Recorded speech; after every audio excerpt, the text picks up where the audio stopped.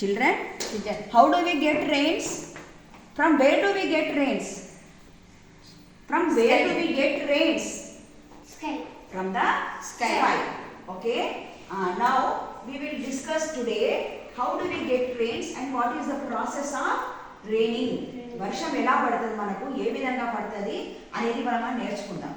First మనకు వర్షం అనేది, మనకు రెయిన్ అనేది ఫ్రమ్ ద స్కై అని చెప్పుకున్నాం కానీ మన స్కై నుంచి ఏ విధంగా పడుతుంది వర్షం మనకి అంటే, మనకు ముందు అసలు వాటర్ ఎక్కడి నుంచి వస్తాయి? First from where do we get water? Sky. No, we will get rains from the sky. Water,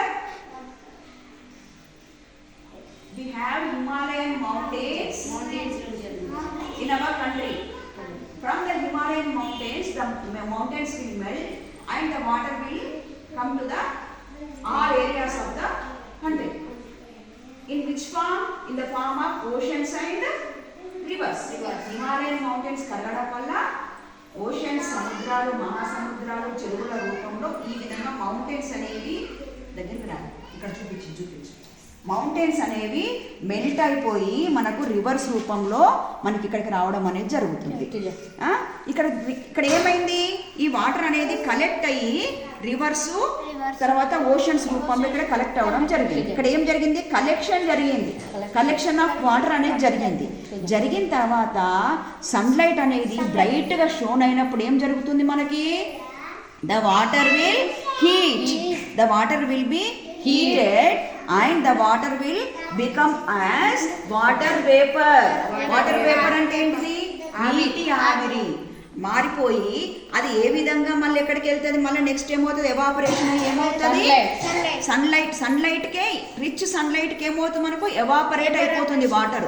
ఈ ప్రాసెస్ ఏమంటారు? కలెక్షన్ తర్వాత ఉన్న ప్రాసెస్ ఏమంటారు? ఎవాపరేషన్ అంటారు. ఈ ఎవాపరేషన్ వాటర్ అంతా ఏ విధంగా మారిపోతుంది? హీట్గా ఉంటుంది కదా, అది క్లౌడ్స్ రూపంలో మారిపోయి ఉండడాన్ని, ఈ విధంగా క్లౌడ్స్ రూపంలో మారిపోయి ఉండడాన్ని వాటర్ వేపర్ అనే దాన్ని మనము కండెన్సేషన్ అంటాం. ఏమంటాం మనం? వాటర్ వేపర్ అనేది క్లౌడ్స్ గా మారిపోవడాన్ని కండెన్సేషన్ అంటాం. ఈ కండెన్సేషన్ అయిన తర్వాత మనకు వాతావరణం అనేది, ఎన్విరాన్మెంట్ అనేది కూల్ అయినప్పుడు మనకు చల్లని గాలి వీస్తుంది కదా. మన వర్షం పడే ముందు చల్లని గాలి వస్తుంది కదా, ఆ చల్లని గాలి వీచడాన్ని ఏమంటాం మనం? బ్రీజ్ అంటాం. ఆ బ్రీజ్ ప్లేస్ చేసినప్పుడు వాతావరణంలో ఏమవుతుంది? ఇది అనేది ఈ కండెన్సేషన్ అయిన క్లౌడ్స్ అనేది ప్రెసిపిటేట్గా మారిపోతుంది. మరి ప్రెసిపిటేషన్ అంటే ప్రెసిపిటేట్ అంటే మీకు తెలుసా? పెరుగు ఉంటుంది కదా, పెరుగును కొంచెం నీళ్లు పోసి ఇట్లా అంటే చిక్కటి పెరుగు జిగురు లాగా ఉంటుందా? దానికి ఇంకా చెప్పాలంటే గంజి వడబోసినాక మనం చల్లార పెట్టి ఏర్పడుతుంది చూసినా, దాన్ని ప్రెసిపిటేషన్ అంటారు. ఆ విధంగా వాటర్ ప్రెసిపిటేషన్ అనేది ఉంటుంది కదా, అది చల్లారిన తర్వాత ఇంకా ప్రెసిపిటేషన్ నుంచి ఏమవుతుంది? మళ్ళీ తిరిగి ఈ సర్కిల్ రూపంలో మళ్ళీ రెయిన్ రూపంలో మనకి ఇక్కడ పడే అనేది. ఇక్కడ మళ్ళీ ఇట్లా కూడా చూడొచ్చు.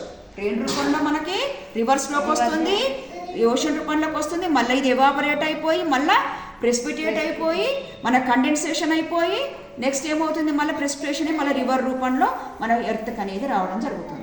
అర్థమైందా నాన్న? ఇప్పుడు నాకు చెప్పండి, మీరు చెప్పండి. ఫస్ట్ ఏమవుతుంది? సాయి నువ్వు చెప్పు, ఫస్ట్ ఏమవుతుంది? ఫస్ట్ ఇట్లా చెప్పు, ఇట్లా చెప్పు. ఫస్ట్ హిమాలయన్ మౌంటైన్స్ నుంచి పోతే సన్లైట్ కు కరిగి మనకి హిమాలయ